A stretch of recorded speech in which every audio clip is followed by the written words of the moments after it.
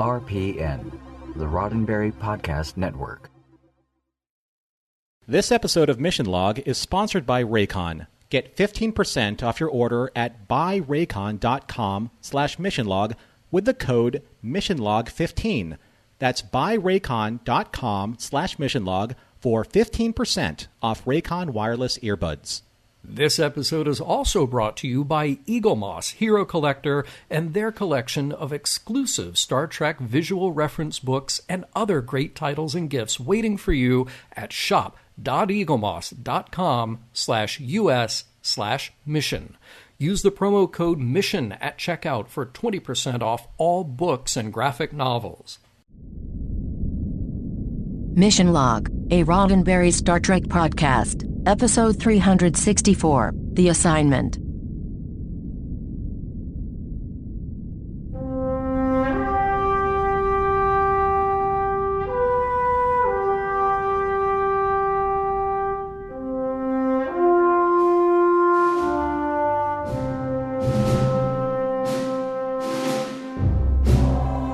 Welcome into another episode of Mission Log, a Roddenberry Star Trek podcast. I'm Norman Lau. And I'm John Champion. Each week on Mission Log, we examine an episode of Star Trek, picking it apart for morals, meanings, and messages, and seeing whether or not the whole thing stands the test of time.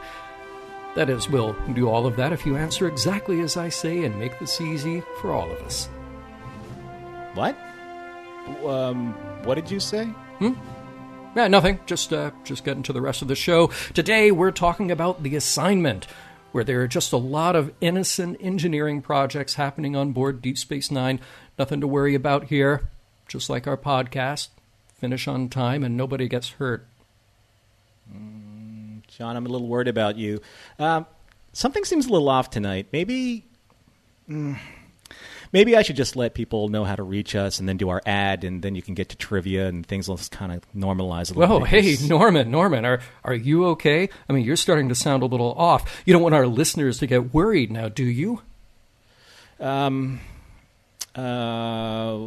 just get the show going and not lose another minute of very, very precious time, especially when it comes to contacting us. So, Mission Log relies on your participation, so that's why we want to hear from you. Help us spread the word by giving us a like or a share on Facebook or Twitter, or you'll find us at Mission Log Pod.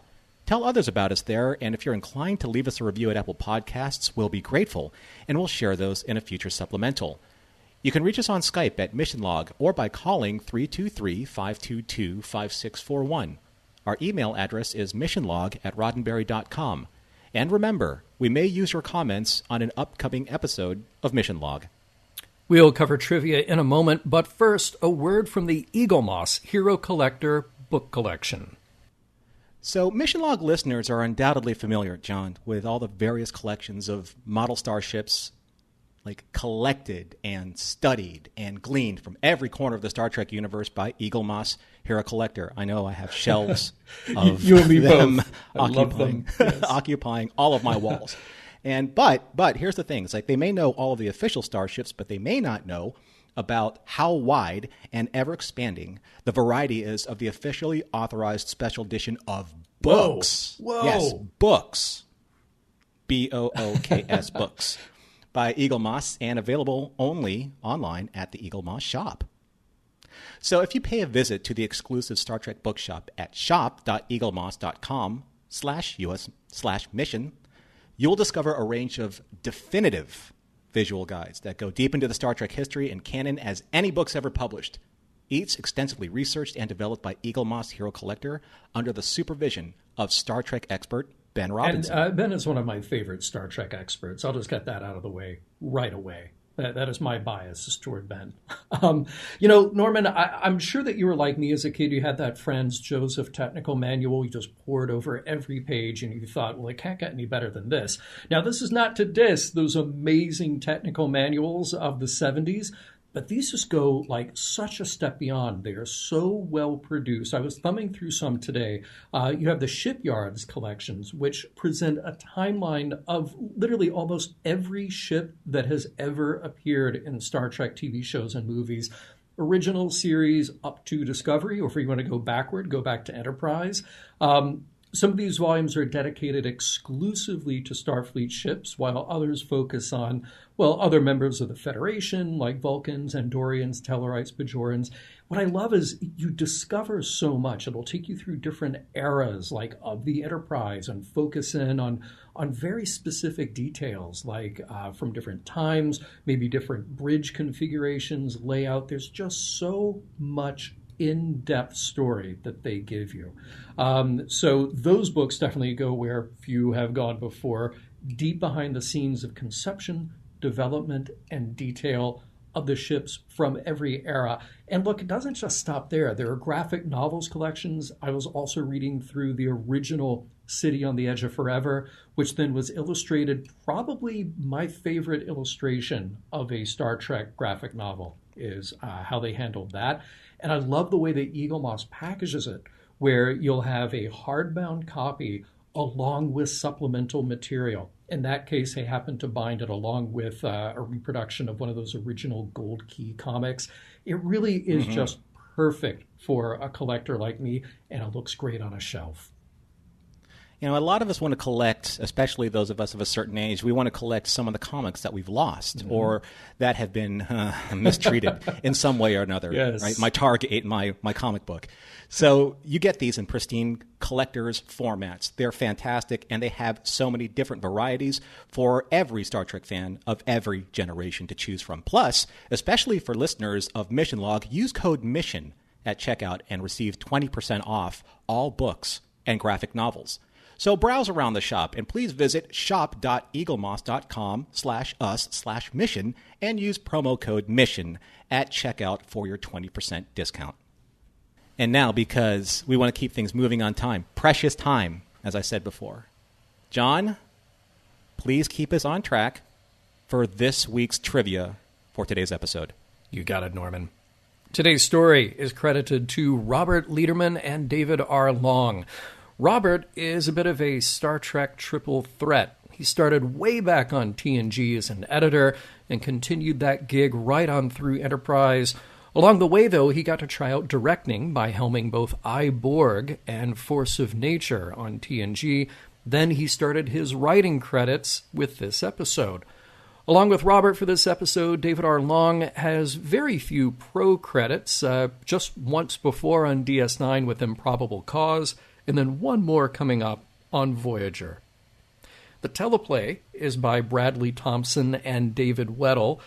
We talked about these two not long ago. They shared a credit on Rules of Engagement in Season 4 of DS9. It was David who bonded with Ira Stephen Bear as fans of Sam Peckinpah. When he was hired for a staff position, he was able to bring along his writing partner, Bradley. The idea for this story, of course, was a little different as pitched. We would have been more focused on Keiko in a sort of hostage situation. Hans Beimler had the inspiration to flip it around and make Chief O'Brien the focus. Everyone has a hand in it, though. It was Renee Echeverria who wanted to shift the alien possession from something new, as envisioned in the script, to something that would fit in with the already established aliens and mythology of the series. It happened to be Robert Hewitt Wolfe who had conceived of a pah-wraith way back in Season 1 for his script for The Nagus. Now, that bit didn't make it to air, but the idea stuck. Maybe, just maybe, we will hear from them again. This was directed by Alan Croker. Here we have a brand new name along our trek. Alan had been kicking around as a writer, director, and cinematographer since the early 1980s, but this, being his first Star Trek episode, kicks off a long career with the franchise. He has a lot of other genre series work under his belt, like Tech War, Earth Final Conflict, Andromeda, many, many more. With Trek, though, he will go on to direct a dozen more DS9, then Voyager, then Enterprise, and he has the distinction of directing the season finale for each of those series. Now you may notice that they're singing For He's a Jolly Good Fellow to Miles and not Happy Birthday. Well, at the time of production, Happy Birthday was still under copyright, and they would have had to have paid a license fee for that song. That was overturned in 2016, and Warner, that owned the rights, had to pay back some $14 million in license fees that had relatively recently been collected when they were denied an extension on their copyright. Now, by contrast, For He's a Jolly Good Fellow is a perfectly safe bet. It dates back to the 18th century and is well within public domain. Now let's talk about guest stars. We really don't have much in the way of new guest stars this week. There are a handful of characters on the engineering swing team. You've got Whatley, played by Patrick Egan. You've got Bajoran Tekoa, played by Rosie Malek-Yonan. For both, this is their only Star Trek credit. Then we've got recurring guest stars front and center for the majority of the episode. Of course, Max Grodenchik as Rom, settling into his new job. Then there's Hannah Hattai as Molly O'Brien. And of course, Rosalind Chow in the dual role of Keiko and possessed Keiko. I just want to let you know, John, in my internet research about the possessed Keiko, I did read somewhere along the line that somebody called her Fako. Oh, no, you're kidding me. Oh, no. Well, I guess I have to rewrite the entire recap now.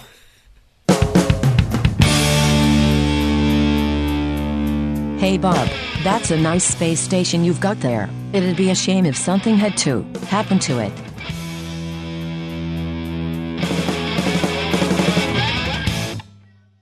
Prologue. Rom comes into Quark's bar after his not-so-glamorous shift working overnight in the waste extraction systems of the station. He's an engineer now, starting from the bottom, but proud of his work and ready to enjoy a hot breakfast. Quark, of course, has to take the wind out of his brother's sails a little, chastising him for taking the menial jobs. Meanwhile, Chief O'Brien, whose birthday it happens to be, prepares to welcome Keiko back to the station after a few days on Bajor.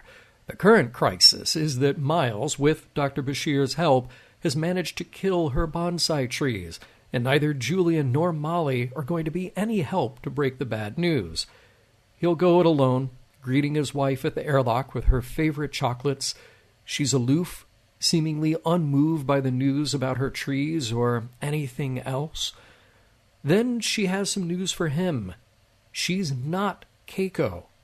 Well, it's Keiko's body, but possessed by an alien intelligence that demands the chief do exactly what she wants without question, or Keiko dies. At first, Miles thinks it's some kind of bizarre joke until Keiko convulses, drops to the floor with her heart stopped. When Miles reaches for his communicator, she sits up abruptly, warning him that if he tries anything, Keiko's heart will be stopped forever. Act 1. The entity in charge of Keiko lays it all out for Miles. He will follow a set of instructions, mostly messing with the station's communications and sensor relays, or else Keiko dies. And before he gets any ideas about warning his crewmates, Keiko's death can occur in a split second. Back in their quarters, Miles, trying to comply, looking at technical details of Keiko's demands, when Dr. Bashir drops by with a Bajoran plant to replace Keiko's dead bonsai. She graciously accepts it, even reminding Julian about the party later that night in honor of Miles's birthday. Miles is not in a party mood, but when Julian leaves, Keiko tells him that the party will go on, so it doesn't raise suspicion. Now he has to go to work while she prepares for the party. We catch up with Rom, who today is assigned to the swing shift with a new group of co-workers.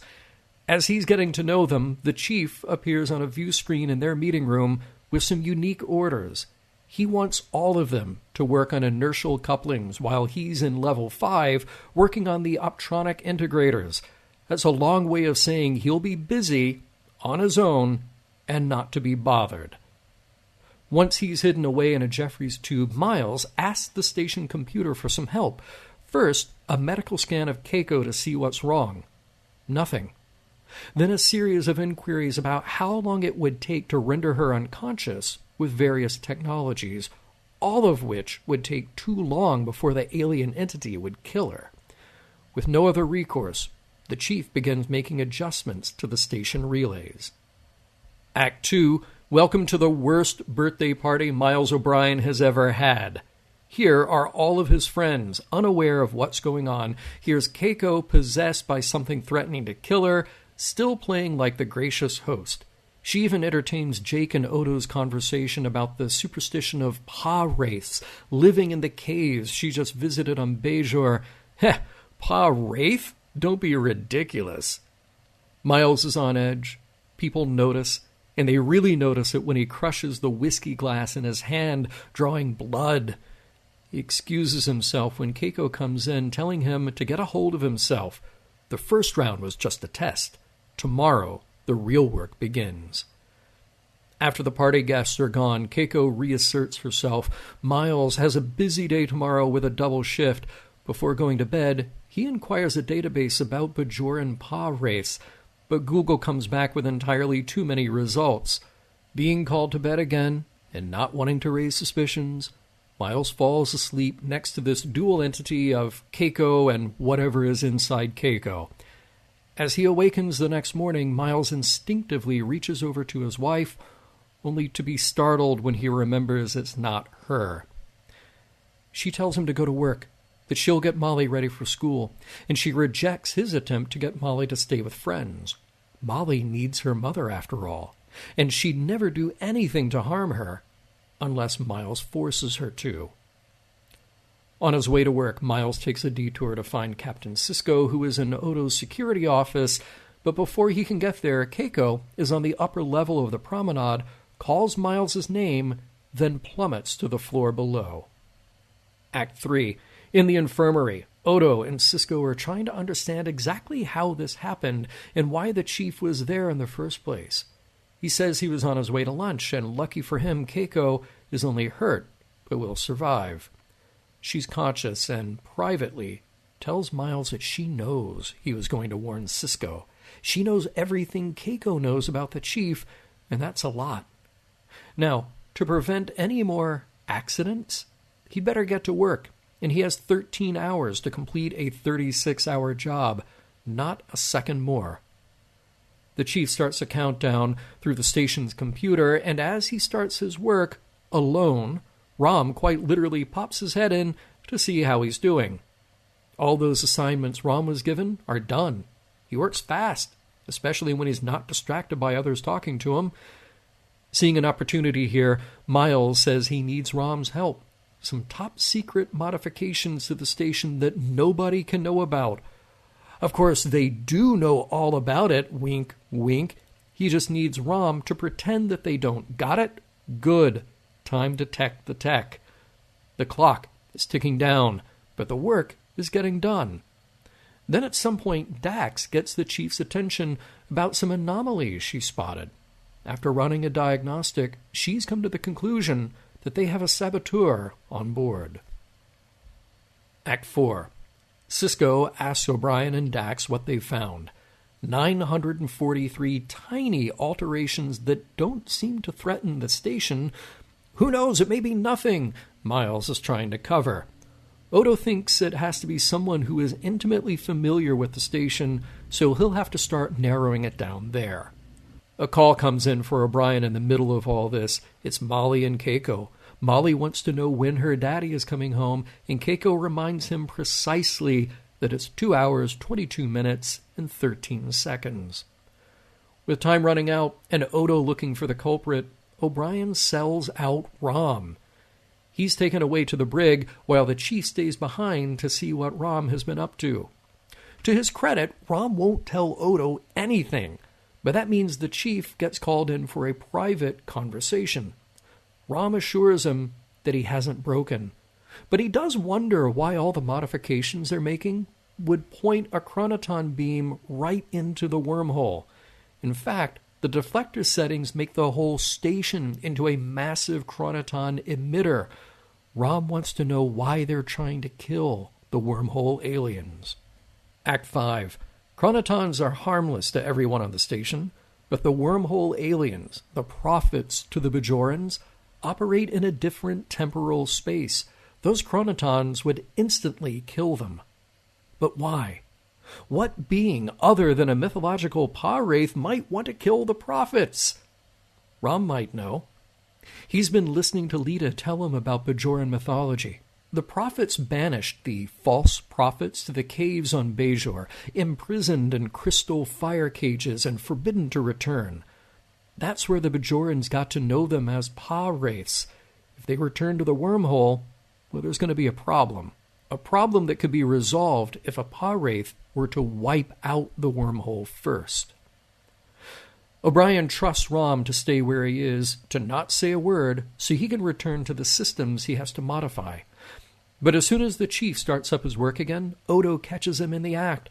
Sure, he stalls as long as he can while Odo spells out the evidence, but the chief is out of time, and he punches Odo out cold so he can make his escape. O'Brien calls Keiko to meet him at a runabout. He knows what she's up to, and he doesn't care. She needs a pilot, and he just wants his wife back, so he'll take her to the wormhole himself.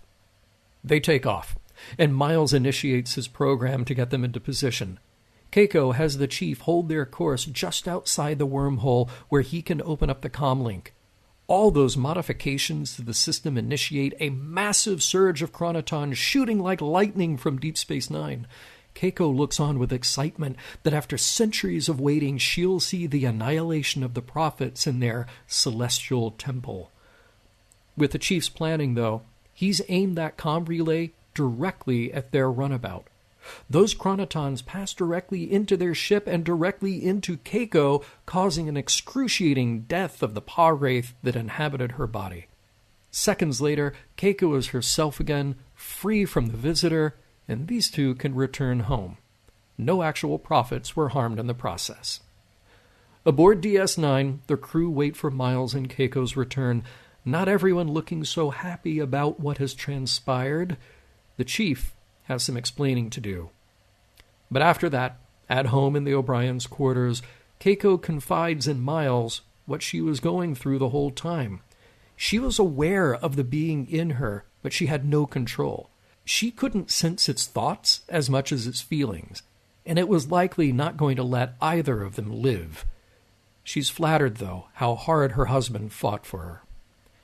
In the morning, Rom goes back to Quark's for breakfast, only this time it's not after the graveyard shift. O'Brien promoted him, and Rom is in after a long night of celebrating, this time for the breakfast of the day shift. The end. You get a +1 sticker for inserting Tech the Tech. We tech the tech. They tech the tech. We all get to tech the tech when somebody techs the tech. Well done. That's the rule. Well done. Thank you. Because, man, there was some tech here. There was much tech, and you teched it. There's a great line early on, right in the teaser. Nothing more invigorating than breakfast in a bar. Now, look, I can't always agree, but sometimes I really agree. I'll just leave it at that. I love the fact that Quark just pushes a few buttons and you get your eggs, your hash, and your bacon. Right? I want that machine. Bing, bang, boom. Yeah. I love the conversation at the beginning of this episode between Quark and Rom because it was kind of like a continuation of was season 4's Bar Association where Rom fought for his workers' rights and now he's a working man. Yeah. You know? Yeah. And if I may do a small tribute to Rush, they call him the working man. That's what Rom is. So because everyone knows I'm a big Rush very fan. good. Yeah. Very good. Yeah, no, that was cool to see that dynamic keeps evolving. That Rom actually did change from that episode, Bar Association. It's very cool, and he sticks to his guns. And, important, might as well just get it all out of the way. We talked about the magical breakfast machine, the replicator. But there's a lot of food talk overall in this episode. Might as well just go through it right now. You got raw slug liver. You got puree of beetle. I'm going to take a hard pass on both of those. But then eggs, bacon, corned beef hash. Only thing we're missing there is Spam. You got pancakes, sausage, and pineapple. Great. I'm down for that, too. And he does say a lot of butter on those pancakes. There's a Klingon dish, but there's not a lot of detail on that, other than just that it takes a long time to make. But very much to your point, Norman, single malt Irish whiskey, neat. That's not only does Miles get served that, Dax brings him a bottle. So and plenty of it. Yeah. So she knows him. She knows him well. I do have to wonder, though, for Rom's situation here, why would there be a system in the 24th century that requires anyone to be standing knee-deep in waste? Right? That just seems like, of all the things we get to work on for the next 300 years, it seems like with replicators everywhere and transporters everywhere, it seems like waste extraction and disposal really should be like day one. Hey, we're going to use this technology for that, so there doesn't have to be a guy knee-deep in waste doing that. All right, so we're going to tech the tech. Okay, again, let's do it. Yeah. So we're teching the tech. So I've read my Rick Sternbach and Michael Kuda Starfleet technical manual. I've read technical manuals of other Star Trek, here and there. This is what I understand about matter technology, and this is waste extraction technology, right? So as far as I understand, things are in waste extraction. Things are turned into energy. Matter is turned into energy. Right. Stored in some type of energy conduit or some type of energy bank. Yeah. And then used to create things like breakfast for Rom. Yes. Right? Yes. Or cake for Molly. Right. Or a bottle of scotch. So exactly why are they extracting waste? Yeah. Yeah, see, that's a good question. It seems like the extraction isn't part of the system here, that it really is just a reformatting. It's a matter translator instead of a thing that's just, Now, look, here's the thing. You are on a Cardassian space station. They had their own systems in place before we got there. But again, I'm just saying from day one, Starfleet needs to come in and say, like, we're going to do our much better system of this. So we are reformatting energy into matter and matter into energy in a much more efficient, less disgusting way. I mean, I know that we're kind of nitpicking it a little bit. Actually, we're nitpicking it a lot. Yeah. But I know that it's to show kind of where Rom is, like where... Oh, yeah. Why Quark was trying to, hold the high ground on top of it and say, like, yeah, you fought for your workers' right independence, but look at what it got you. Right. It got you waste extraction. Right. Exactly. Right? Yeah. One of the things, though, that kind of struck me as interesting, and I really tried to Google through this. Mm-hmm. So I assumed the planet's name would be Redelia. Okay. Nothing good comes from Redelia. Right? Because the first time I heard of the Rudelian plague was in Rules of Engagement. That was last season. And now, Rudelian brain fever. Nothing comes from Redelia that's not a disease that I've referenced so far. That it has to be one of those planets where Starfleet set up the orange cones around it. They're just like, do not get near this planet. And those poor Rudelians, they're like, anytime they do get a visitor, it's like, oh, sorry, we got the plague. Oh, no, over there, that's brain fever. You don't want to go over there. Yeah. Oh, no, over there, that's just terrible skin boils, Rudelian skin boils. Like, just don't even go over there. In fact, just leave.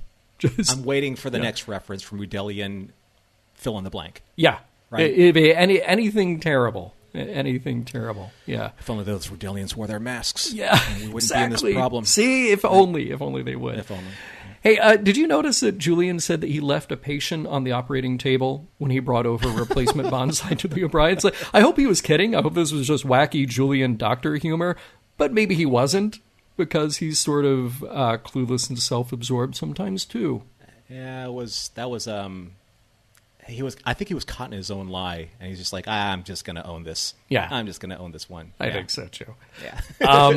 There's a lot of great stuff to say about Rom in this episode, but one of my favorite moments is how charming it was to see him ingratiate himself with that swing shift and drinking Rectigino with them. It was just, he was so proud of that and just going that extra effort to want to be a part of the team. It was lovely. I don't ever want Rom to lose the enthusiasm, the zest that he has for his career. No. I love seeing that. It just comes by so honestly. Yeah. And I have many things to say about Rom later on in this episode. Good. Here's a creepy thing. Apparently from anywhere in the station, and maybe it's because Miles is, of a certain level of clearance, you can just do a medical scan of someone in their room without their knowledge. It seems illegal, doesn't it? It seems a little wrong. Unless it's like like on an iPhone, you can share your location with someone and they can share it back to you. Maybe that's like an understood thing between Miles and Keiko. Like, we'll share location and medical data. Maybe okay, I'll give them that. That's the only way that I could justify it. Yeah. You gave your girlfriend a tracking device?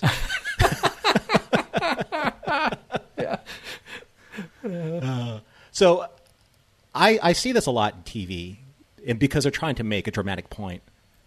But have you ever or known anyone who's been so angry that they shattered a glass in their hand, like the way Miles did when Keiko or Demon Keiko knelt, in front of Molly? I don't think I have. Now, I've broken probably 36 glasses by washing them in the last several years of my life. I've done that too. It's tragic. Oh, it's terrible.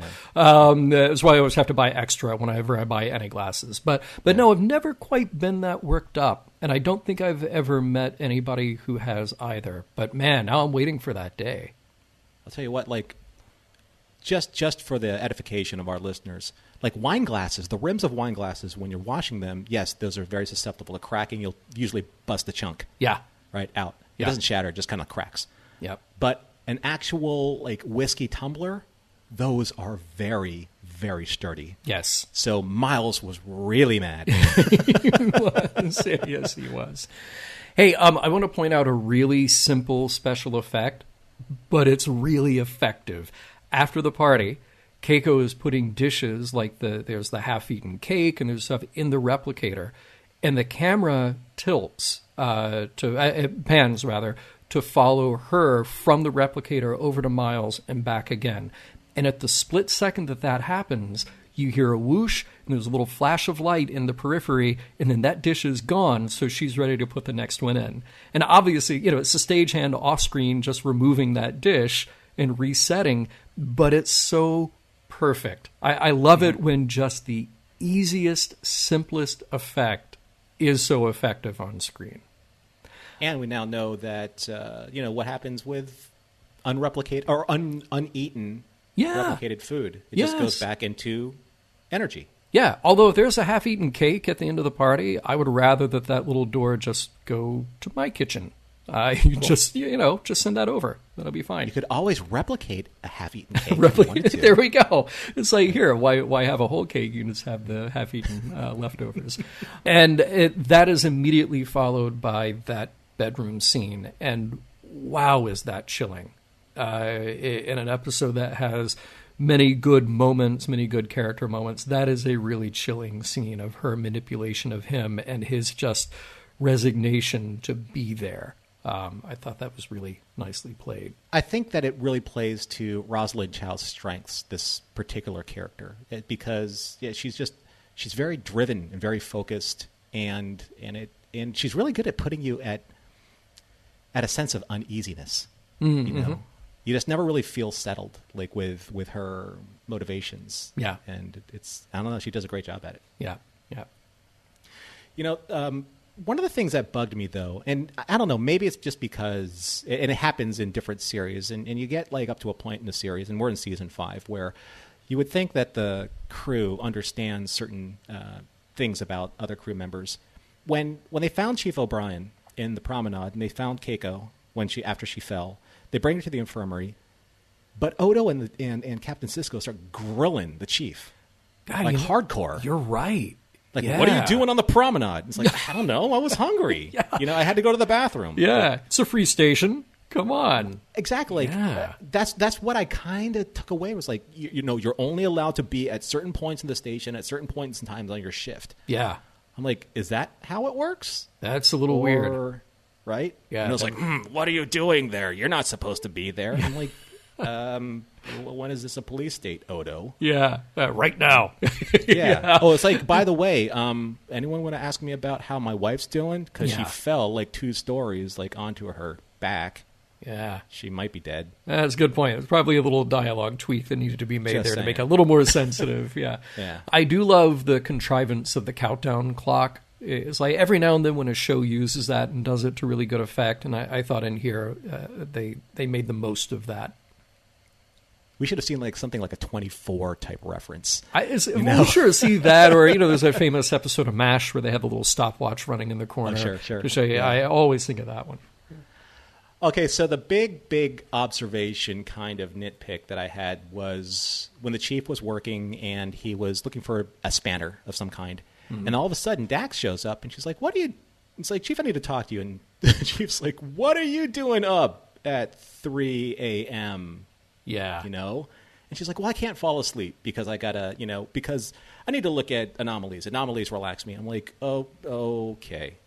Because if it wasn't for this scene, there would be no way of knowing that certain things on the station were getting sabotaged. Ooh, nicely done. I didn't do it. The chief did it. The chief said sabotage. And I was proud that he said that. Yes. But yeah, it was just weird. It was like, come on, guys. Come on, writers. It was so forced, in my opinion, and it almost looked like it was a scene that was dropped in because it seemed like Terry was actually struggling a little bit with some of the delivery. So, see, it's funny that you would say that because I kept thinking every time I watched it, it felt like there was a missing moment earlier with Dax being on the trail of what was happening before that moment. Yeah. Because that's the only way you could really justify it with her being the way that she was at that hour. You had to have let on earlier, like, oh, she's on to something. She's not sure what it is. So she will, in this very awkward way, create this reason to have a conversation with him. So you felt like something was just a little off in that scene. Yep, absolutely. Yeah. Absolutely. It was a little too easy, a little too contrived. Hey, here's a very obvious but funny bit. I do like Miles and Keiko coming back through the airlock after they've been out in front of the wormhole, and you just see Odo stroking his jaw. Because, it's one of those things where on Star Trek, like, all these terrible things can happen. Data can take over the Enterprise, nearly kill all of them, but next week he's going to be fine. This week, Chief O'Brien, who is in his right mind, he's not the one who's taken over by the anomaly, can do these terrible modifications to Deep Space Nine that aren't immediately endangering anybody there, but he is lying about it. He gets one of his coworkers thrown in the brig. So it's sort of like, nothing's going to happen next week, but you have to show that there's some recognition, some response to what just happened. So just having Odo still like, I know what happened, that worked. Yeah, and that's another kind of example, in sequence of episodes, because the episode that we covered before this was North of the Battle to the Strong. And that's when Odo injured himself trying to capture the Dabo criminals. And now he took a shot right to the face and got knocked out by O'Brien. Yes. Yeah. And he usually would have probably just kind of phased through that, like gelatinously phased through that, and then apprehended the chief. Right. Yeah. Not today. Yeah.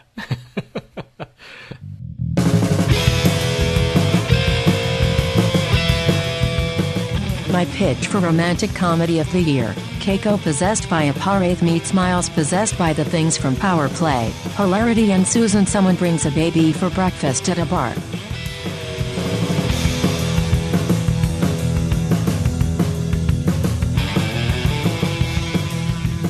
We will get right back to our assignment on The Assignment in a moment, but first, a word from Raycon.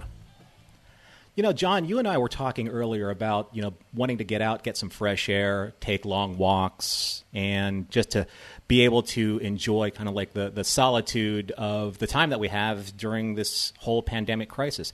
And when we take our long walks or when we sit at home, we like to be able to listen to either our favorite audiobooks or favorite music. And the most important thing to have are a really good, dependable pair of earbuds. Dependable, that last long battery life-wise, that are very form-fitting, very comfortable. And that's where Raycon comes in. Yeah, I have to say, I have tried so many in-ear earbuds because, honestly, I don't love in-ear earbuds. Like, the ones that come with your phone, the hard plastic, I always give those away because they don't fit me well. I don't think the sound quality is great. They're just not for me. But when I tried these, and I love that Raycon calls them the everyday E25 earbuds, and there are other models too, but these are my favorite. They are small, they are lightweight. I forget that I have them in, and because they have multiple sizes of silicone ear tips that you custom fit, you get a perfect fit every time, and it isolates outside noise as well. So it's really the best of everything that I wanted. There's no cable, so maybe I'm wearing a mask. It doesn't compete with a cable there. You put them back in the little charging box, and they get a full charge very quickly. And I find that I can listen for hours and hours, podcasts, audiobooks, music. I forget that I have them in, but I have the comfort of having that extra thing to listen to when I'm out. So unlike some of the other wireless options that you were discussing, John, Raycon earbuds are actually really stylish. I love how small they are. I love that they don't have the stem. Yeah. Quote unquote, the stem. Right. They fit really nicely in your ear. They're very discreet. There's no dangling wires because they're wireless. There's no stems, as I said before. So they are, I know that, we're not supposed to think of them as an accessory, but they kind of are, right? They're an accessory to our everyday carry. Yeah. The other thing I like about them also, and this is probably, when I tried them out for the first time, probably one of the most important points is that their wireless connectivity through Bluetooth was immediate. It was so quick. Isn't there something very satisfying about that when you open the box and you hear it go Raycon and then it's connected just right away? Right. So there wasn't that hassle. Yeah. You didn't have to go to the instruction manuals. It just worked the way it should. So that's the kind of earbuds that you need. And if you would like to get them, here's how. Now's the time to get the latest and greatest from Raycon. Get 15% off your order at buyraycon.com/missionlog when you use the code missionlog15. That's buyraycon.com/missionlog and use the code missionlog15 for 15% off Raycon wireless earbuds. Buyraycon.com/missionlog. All right. So, Norman, I feel like this is an interesting episode. To me, this is a plot and character-driven episode. And yes, I know that any good piece of TV or movie, well, it should have a strong plot. It should have strong character. But this is really not one of those that is a deep issue or philosophical question at hand. I mean, we can talk about should Miles go along with the plan or should he warn the others if it puts her in danger, the needs of the many, that kind of question. But I feel like that is almost academic for this episode. That's really not why we're here for this episode. This is just about putting Miles to the test, again, as we have done many times. It's about, certainly as an actor, letting Rosalind Chow stretch a bit, and just how do we get out of the situation. So that's not to put this one down to say that there's something wrong with it because of that, but that's the focus here. So for this part of our show, I feel like there's not a lot of really heavy stuff to get into. Why is it when an actor, when they get a role that plays against their type, is the role that you remember them most for or enjoy the most for the most part? Like, say, Leonard Nimoy as Mirror Spock. Everyone remembers Mirror Spock, right? Or, well, even Mirror Kirk, for that matter. But say anyone who plays against the standard typical character that everyone knows, say anyone in the Mirror Darkly, or say Mirror Dax. Hello. Let me get my thoughts, Mirror Dax.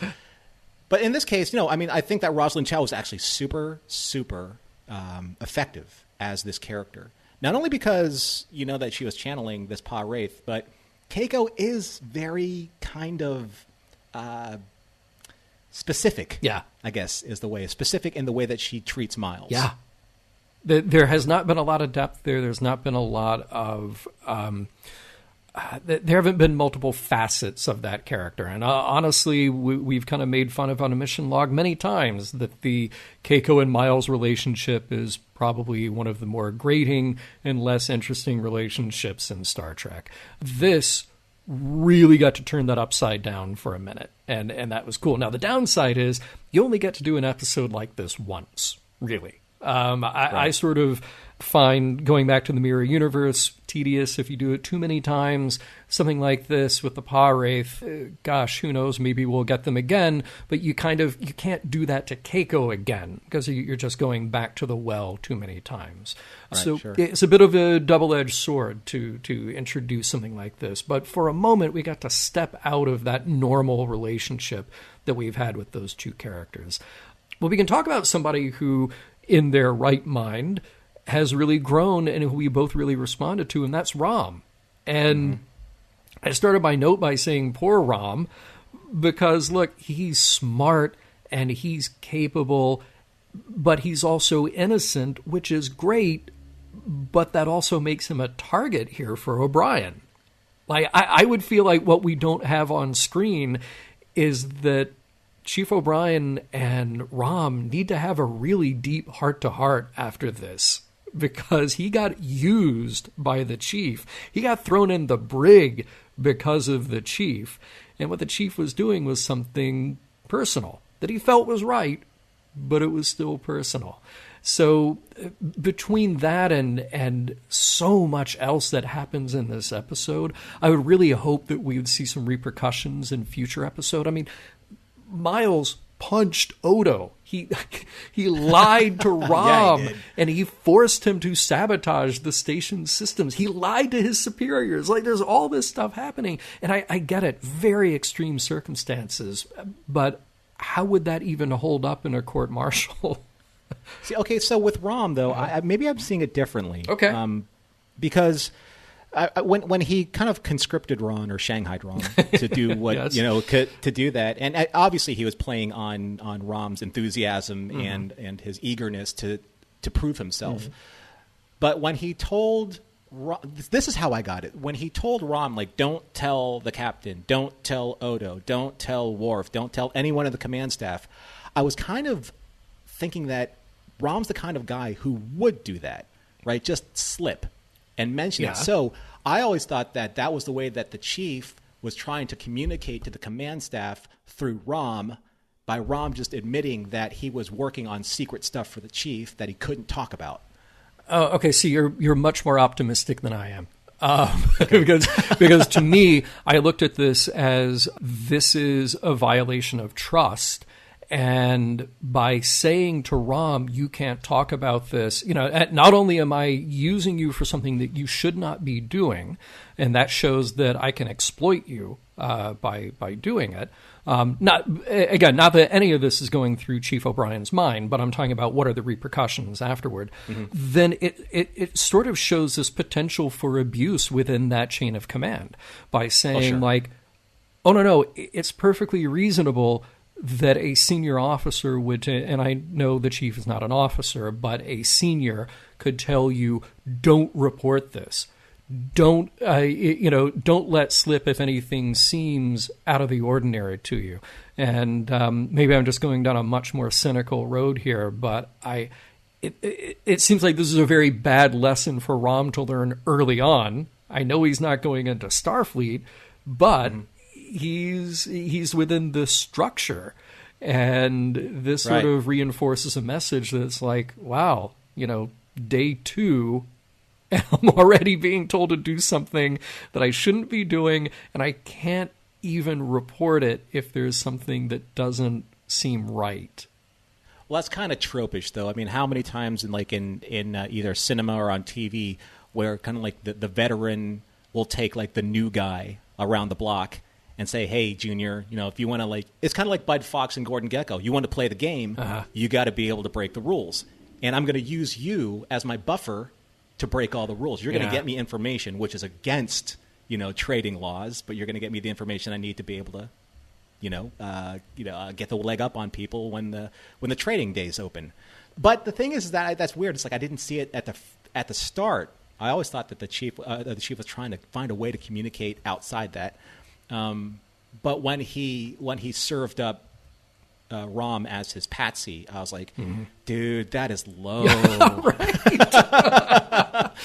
Yeah. I was like, come on, man. It's like and so it really kind of makes you question, and I don't know if Rom questions it himself, but it makes you question, did Rom earn his right to be on the day shift, or did the chief feel guilty about betraying his trust? See, that's another good question. And that would, if I were innocent like Rom, then I would maybe persist in the idea that I earned it and that the chief is looking out for my best interest. But only hours ago, the chief was using me to do this thing.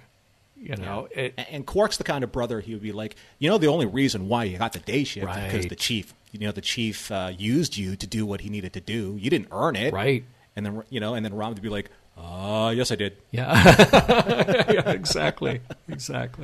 So poor Rom, I love him, but man, I hope that they had a nice long talk after the fact, and I hope that Sisko laid down the law after the fact as well.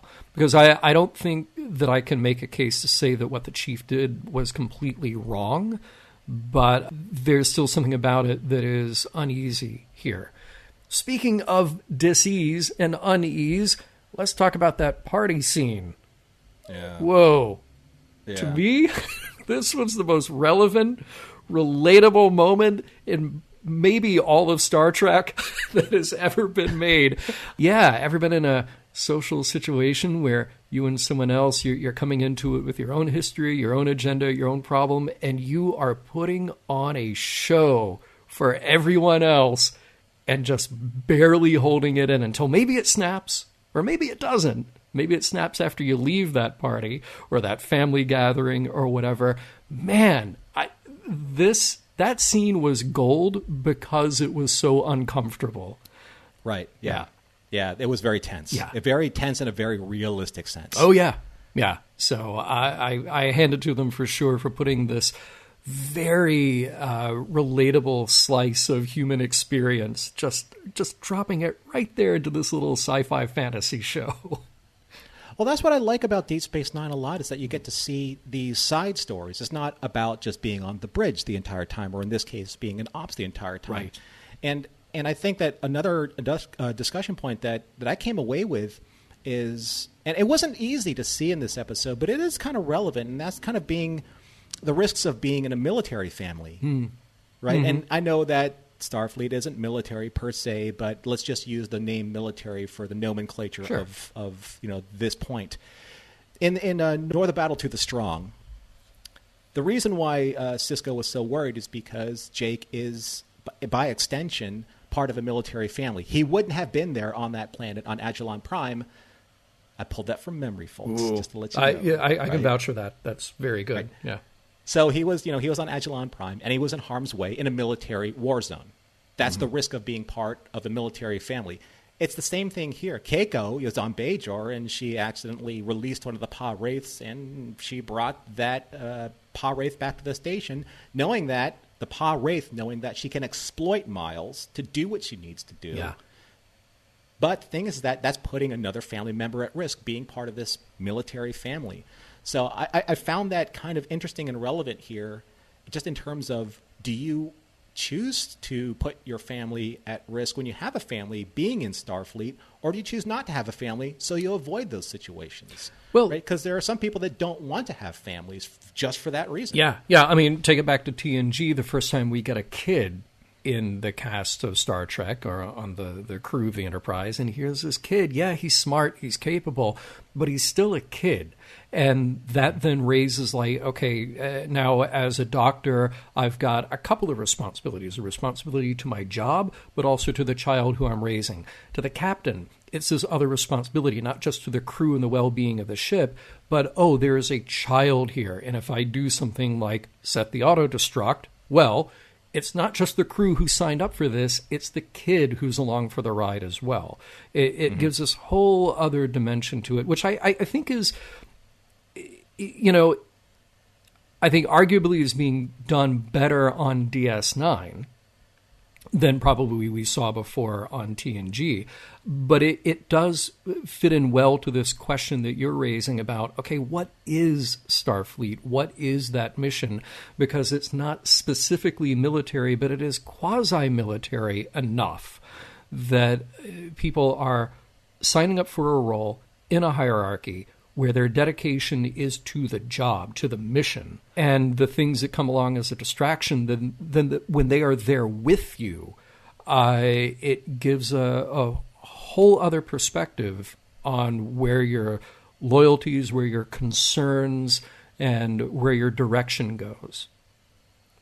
Bruce Greenwood's, his Admiral Pike, or Captain Pike at the time, Admiral Pike, in the movies, well, he wasn't admiral then, he was captain still. Mm-hmm. He said to Kirk, he said that when he was trying to recruit Kirk in Iowa, he said that Starfleet is an exploratory and peacekeeping armada. Yes, which I still think is wonderful and hilarious. Yeah. Like, you could not juxtapose the two ideals more succinctly in one sentence. Yes. Right? Yes. Because the other armada that we knew about, the most famous armada in history, the Spanish Armada, that conquered most of the seafaring lanes of the 1600s. Right. Right. Yeah. So it's weird because Starfleet has all the trappings of a military. Right. Mm-hmm. Even Kirk says, we don't start fights. We'll defend ourselves if necessary. Injustice. Basically, they saved Wesley from execution because they had bigger phasers. Yeah. And because reasons. So it's but what I'm saying is that it's very interesting that Deep Space Nine focuses a lot about the fallout of what happens to military relationships, military families. I mean, something could have happened badly to Molly just because, by extension, she was connected to the chief. Right. As his daughter. So like Jake was. So that's one thing I thought that was really interesting. The other thing that I found interesting in this episode, and I didn't think this at first, but there is kind of like a direct association with kind of like the Judeo-Christian or Roman Catholic, I guess, parallels or similarities between the pah-wraiths and the prophets to Satan or the devil to God in this case, because you have basically the angels, the archangels, those who opposed God's will were cast down and basically created hell. Yeah. Lucifer. Yeah. He was he was the number one, and he got kicked out of paradise. He got kicked out of the celestial temple. Right. Much like these pah-wraiths did. Right. And I found that interesting that these celestial beings, these pah-wraiths and these prophets, or the true prophets and the false prophets, are hailed by the Bajorans as gods. But what are gods but just otherworldly beings that are unexplained? In Babylon 5, there's a very similar dynamic going on between two very ancient races called the Vorlons and the Shadows, who are of the same type of kind of galactic power as the pah-wraiths and the prophets. But a lot of the lower alien races hail them as gods, but they're not gods. They're not. They're just older, unexplained races. Much like in Stargate, the Egyptians, they didn't get their technology from being advanced. They got their technologies from being alien, and the slaves hailed these pharaohs as gods. So that's where I kind of like that they kind of start delving into this aspect a little bit more by introducing the pah-wraiths. Because, correct me if I'm wrong, it's the first time that we've mentioned the pah-wraiths. Yeah. That we know of. Yeah, even though it was written earlier, this is the first time it's actually made it to screen. Yeah. So then now they're establishing a whole new element with the prophets and the pah-wraiths. Now there are these two superpowers, that are at play here, and it's interesting that they are aliens, but still people believe that they are some type of religious deities. Yeah. Well, look, all I can say to that is I will warn you now, I will warn our audience now that I'm probably just going to be driven crazy by this whole idea of still the Bajorans worshipping aliens in a wormhole that you can literally just go up and see and hang out with. And when you're trying to figure out who are the opposition to those prophets, that they're literally beings in a cave that you can go see. You don't want to, but they're just there. They're part of the natural world and part of the existence that we understand about the universe, and yet they still just choose to worship them and build a whole religion around them. I will never get over that. Oh, I'm looking forward to many, many, many conversations about this, because I'm sure that these pah-wraiths will probably pop up again. There might be a rant.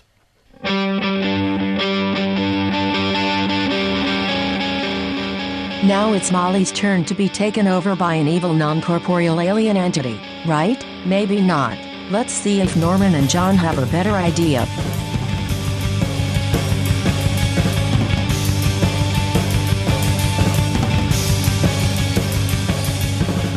So now that we have all of our technical modifications out of the way, we have tech the tech. It is time for us to do, as we always do at the end of Mission Log, to get in our wrap-up, to discover those morals, meanings, and messages, no matter how large or how small, and see how we feel about the episode at the end of the day. So, John, how did this episode shape up for you? I'll definitely lead with the positive. This is my favorite Keiko episode. I'll tell you that right off the bat. That's good. And stylistically, I felt like they did a lot here that felt like a Hitchcock movie. So you have this slow burn of a threat just hanging over every scene. And then you have this great, we talked about the party scene, the maintaining of that image of the happy family for everyone else to see, but we know what's actually going on. And then you have the psychological manipulation. I loved all of that. I thought it was done extremely well. And even in the context of DS9 and sci-fi fantasy, I don't know how to make necessarily a judgment here if it's realistic, and those are in big quotes, realistic, that these characters would behave this way. Like, would Miles actively and consistently lie to everyone? Again, that's kind of an academic question for this episode. But taken on its own, I think the story works. But to me, you have to take it on its own. I don't know if the overall context here really works that well. There are threads that connect this to the rest of DS9. O'Brien must suffer. And yes, we get emotional suffering out of him in this episode. We have the introduction of the pah-wraiths. We establish their relationship to the wormhole aliens. I get it. All those things are pieces of DS9. But it's just sort of, for better or for worse, sort of like lifting this very episodic kind of classic sci-fi trope and then just plopping it down into the middle of DS9. It is a well-done version of that. I don't know if you thought of this one too, I thought of TOS, I thought of Return to Tomorrow. You had the benevolent... Oh, yeah, sure. Yeah, right? You have the benevolent Sargon occupying Kirk, but then you had Hinnock occupying Spock, and he, of course, the nefarious of the group. And that was a very interesting story. That was cool too. But I don't know if this one brought me necessarily so much more to then drag me into a deeper appreciation of something specifically happening in DS9. I like the characters. I like Rom in this a lot. Again, I like the mood that they established. When I say that it holds up as an episode, it holds up just because it was fun. They nailed a mood, but I don't think this is necessarily one of those episodes that I have to point to and say, like, oh, this is the best of what DS9 can do, because it feels a little irrelevant to DS9 as a whole. So, I enjoyed it, but I kind of take it down a notch just because of that. What about you, Norman? Well, in a storyline that takes place over, say, it's like 20, or a season that takes place over, say, 26 episodes, mm-hmm. There's the core competency of the narrative through line that you want to get to throughout the course of the season, and then there are going to be callbacks in it in any of the filler episodes. Mm-hmm. But this episode doesn't, at least for right now, doesn't really have that in its structure, with maybe the exception of the pah-wraith, because it's something new and I don't know about. And I'm sure that there are Deep Space Nine fans out there that are saying, like, just wait. And I will. Sure. I will. But remember, course, we'll be here for it. Yeah. Right. I'm analyzing this on the merits of what I have seen, yes, not what I'm going to see. Yeah. So what I find most troubling about this episode is that, and please take this in the spirit of how I'm saying it, it is wonderfully unproblematic in every way possible. There are no real risks being taken in this episode. There are no major character developments being made in this episode, with maybe a little bit of an uptick of Rom. You know, Rom gets his little he gets a slice of a promotion. Whether or not he earned it, or whether or not the chief was guilty about or guilted into giving him that promotion. Yeah. But I guess my biggest critique about this episode is that it's just kind of benign. Yeah. Right? Yeah. It's one of those kind of episodes that if you strip away all of the Star Trek accoutrement from it, it's just a science fiction episode. Yeah. And it's well done. Yeah. It's well done. Totally. You know, it's a body snatcher hostage episode. There you go. Right? And I think the other thing that I have an issue with this episode is that it just feels misplaced in the timing of where we are in the season. When we're coming off of probably one of the best episodes of Deep Space Nine that I've seen yet to date, and that's Nor the Battle to the Strong. That episode was phenomenal. Yeah. And this is the follow-up. And it's not like there are episodes that are filler episodes that are follow-up episodes that have something at least to do with the previous episode in some kind of spirit or some type of energy. This has none of that. You know, you're making a good point here, and the more you talk about this, I wonder if this would have... You could take the exact same episode and park it in, like, early season 2, and it might have felt very different. It might have felt more earned or better placed there, but it just comes at a weird time in our rewatch here in early season 5. And it's odd because it shouldn't really matter that much. A good episode is a good episode, and this is a good episode, but its biggest sin is being inconsequential, like you said. And you're following up again, like a very, very emotionally impactful episode. Yeah. And I think like maybe it would have like been better suited to follow up like looking for Parmak in all the wrong places. Because, you know, I think right now one of my biggest critiques of Deep Space Nine as a whole, at least for the seasons that I have seen, is that you have very huge peaks and valleys of very high emotionally gripping episodes and very low, very kind of average, like benign episodes, like I said. Like they just don't really serve a purpose per se, aside from just filling an episode slot. You know, there is something to be said about today's type of television where you're only telling like a 13 or 14 episode season. That means there's no fat. Yeah. You know, there's no fat, there's no filler. It's all steak. Right. You know, to use that analogy. And I felt that this episode was a lot of fat. Yeah. And fat can be good. Fat can be delicious. It was tasty. It was tasty. You know? Yeah. Well, look, I'll just come clean and say that for me, I really didn't find a moral meaning message to discuss here. I don't think this episode is really trying to say anything. I think it's just giving us this kind of fun ride of watching O'Brien sweat and watching Keiko be tough and watching Rom being the delightful innocent that he is. But I'm not really finding a takeaway here where I can go like, oh, that's the episode where they're really talking about this. I'm not finding it. How about you? Well, it's I think it's safe to say that the Keiko and Miles story was, you know, it's very tropish and there's not a lot to be mined from there. But I do think that there's something to be mined a little bit from Rom's story. And I love the fact that Rom is the kind of person that you want in your life because he's a good, honest, hardworking person. He wants to earn and come by it honestly, and he's loyal. You know, he's loyal to his brother, he's loyal to the chief, he's loyal to his job, he's loyal to his fellow coworkers, and he wants to just be this positive kind of ball of energy. And it's important to have that in your life. It's important to like go into a workplace environment and, hey, you know what?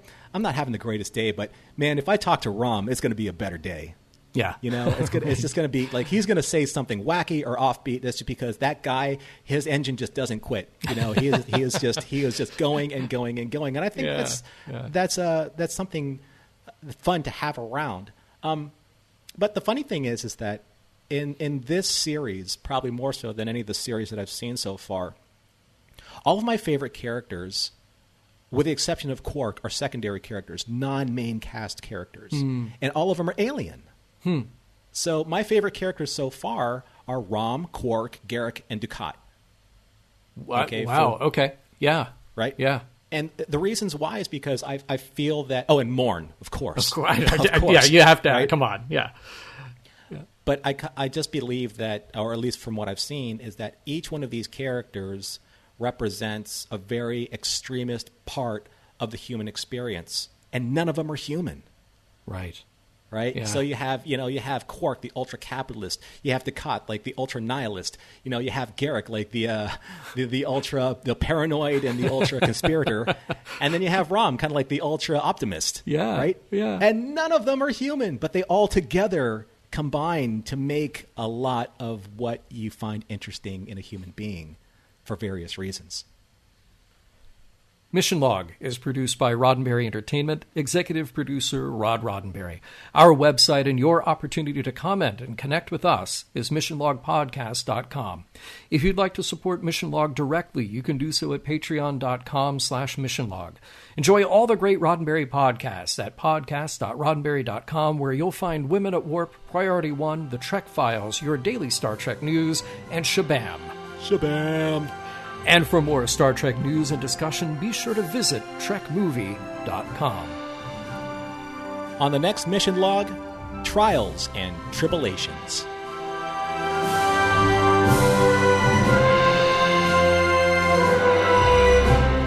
Some of the music for Mission Log provided by Warp 11, online at warp11.com.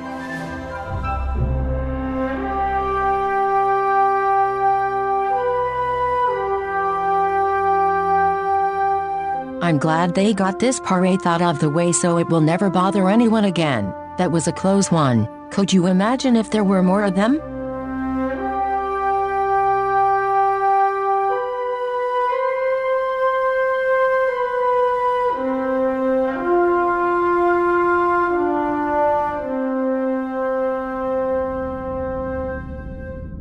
End transmission. Whoa. Hey. John, are you okay? Whoa. Hey, look at that. Norman, I'm recording. Did we do a show? I don't remember, but I feel like we did a show. Sit down. I'm going to pour us a single Irish malt. We're going to have a talk. Podcast.roddenberry.com, the Roddenberry Podcast Network.